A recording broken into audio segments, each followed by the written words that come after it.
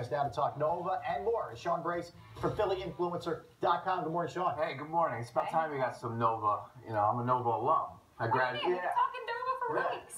96 Nova Law I graduated, yeah. So I'm a Nova Law guy. Really? No. No, you don't believe in that? I was going to say, I am a Nova graduate. Yeah, exactly. You have a lot of potential.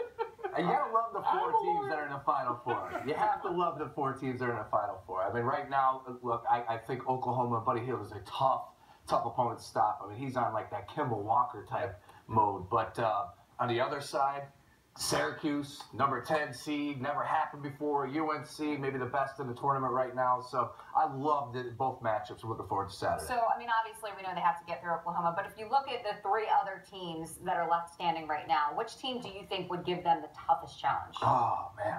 UNC. Yeah. Yeah, it's got to be UNC. They're just stacked. And then you get from the outside with Page down low to Bryce. I mean, just and you look at Roy, and that's the cream of the crop. I mean, they just pick. That's it. They pick off a tree. It's like Kentucky. Reload. Exactly. Every single year. And for that team not to have success until this year, finally getting to that Final Four, that's that extra momentum that they're looking for. I think they'll be able to get, dig at that when they need it. And it's going to be a tough matchup. I mean, Syracuse looked tough. Yeah. You know, I mean, I'm not really just to say that it's just going to be a rout. I'm not ready to say that just now. But Syracuse looks like they're ready, and they're playing with house money. That was a defensive battle, wasn't it? Yeah. That was a defensive Well, battle. I mean, that comeback was epic. No, yeah. Unbelievable It's second. unbelievable Virginia team. I mean, that rarely ever happens. So I give you a lot of credit. So let me get you're good with sort of a pulse of what's happening with the fans, and I have this debate all the time. If you're not a Nova alum, are you rooting for Villanova? What is your sense, from a city standpoint, if they're behind this Villanova team that's now in the Final Four? Are they going to St. Joe's? Are they?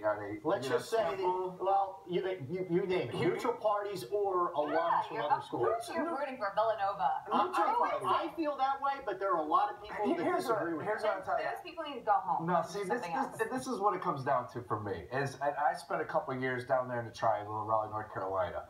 Duke is not rooting for Carolina in the tournament. So NC State, it's same thing. Yeah. So it's like, I can understand if a St. Joe's grad or a Temple grad would say, I can't pull for Nova. I get that. That's baloney. I'm a LaSalle grad.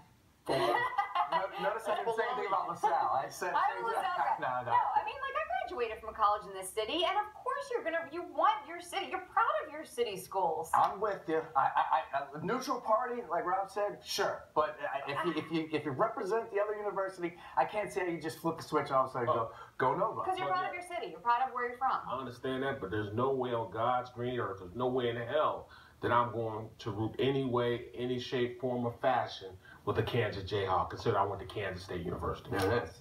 Nope. And I don't know if it's the bigger university or whatnot, but like I said, trust me when I tell you this, NC State, nothing to do with UNC. Duke, nothing to do with UNC, and all the way around, vice versa. So I don't know how that doesn't work. We can all be friends, people. Yeah. It's fine. We love each other, support each other, and be friends. Let me ask you this then, just to jump off that for a second. Buddy Hield's been out of his mind, right? And to the point where there's even a debate now, is he number one in terms of the NBA draft? Is it Hield? Is it Simmons? Is it Ingram, who's Barrett's guy?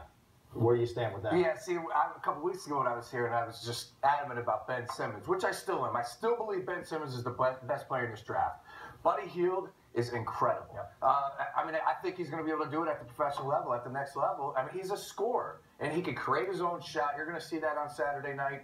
I think Buddy Hield will be a top 5 pick, but again, if you're going to go ahead and look at the draft and it's about projection, what they can do at the next level, it's got to be Simmons 1, and it's got to be Ingram 2. All right. It has to be. And it's only if the Sixers draw the ball for the second pick and somebody else gets the first pick that'll happen. I think that they will get Brandon Ingram, and then they'll pick up Buddy Hield at the 4th pick. Look, there's definitely, you know how it works. When there's smoke, there's fire, all right? And when Keith Pompey comes out with a report about the 76ers, there's definitely truth behind that. And if Embiid is able to go, and I don't know how you could do that. The doctors at Qatar and people that are involved, they have a little bit more of a grasp than we do. But if they can look at Joel Embiid and say, yeah, we hope. That's a hard projection. I think then you're going to start making moves with Ja in the offseason. Who knows? Well, so we got to talk, more about the Sixers here, but there was a report over the weekend that Sam Hinkie's future, obviously up for debate here, that a lot of people in the front office aren't too thrilled. Surprised? What do you think?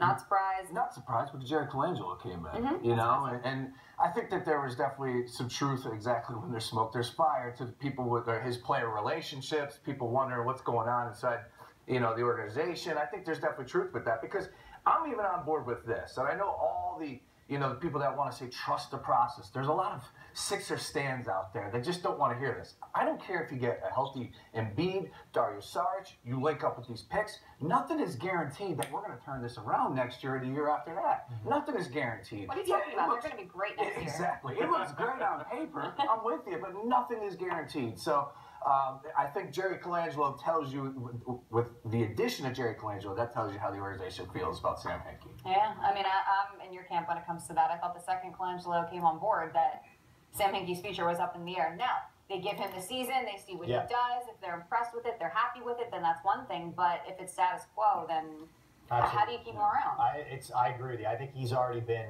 undercut a little bit. I don't think the future's bright for him here. So who's making the call on the draft then? You would still think Sam. I would still think Sam. You know, but again, if they're going to trade Jahlil Okafor, then I think Jerry Colangelo's got to be involved. They said they're going to be aggressive in the offseason. Brett Brown was talking about that a couple weeks ago. I would imagine Jerry Colangelo's going to have a little piece of that talk as well. I mean, that's what you want. You want to talk about a guy who's connected across the league. Oh, yeah. You actually have an opportunity to pick for Kevin Durant to pick up the phone because of Jerry Colangelo. I'm not saying that he's coming here by no means, but at least he'll answer that phone call because of Jerry Colangelo. Sam Hinkie, he's got that Houston Rockets stank still on him where people are looking at organizations saying, you can take that analytics talk into somewhere else. All right, let's go a little football here. And I asked Barrett this question. I'm going to throw it at you. Let's say Wentz is sitting there. Somehow he falls to 8. We've seen quarterbacks fall before. Let's say he's sitting there at 8, or Goff. Take your pick. He's sitting there, Elliott's sitting there, Stanley's sitting there. What do you do? Smart pick is Stanley. But yeah, definitely agree with that. Smart pick is Stanley. Me, I love a quarterback. And again, this is not a cliche. This is not a cop-out of me trying to get out. But these guys know more than we do. They are in the practices. They're breaking down the films. I'm a Goff guy. If Goff there's at 8, I have to think long and hard at selecting him. Carson Wentz, you know, I mean, sure, I watched the pro day with Ron Jaworski the other day. And he's like, oh, it's 66 or 64 out of 66. I love Jaws. But what does that even mean? Nobody was up against him. Did he look like he had zip on the ball? Sure. But I don't know anything about North Dakota State. Yeah. Jared Goff, looked the part at Cal. He's got zip. I like him. If he's there at number 8, I have to think long and hard about selecting him. And, of course, Elliott as well. All right. It's going to be a tough call. Good to see you as always.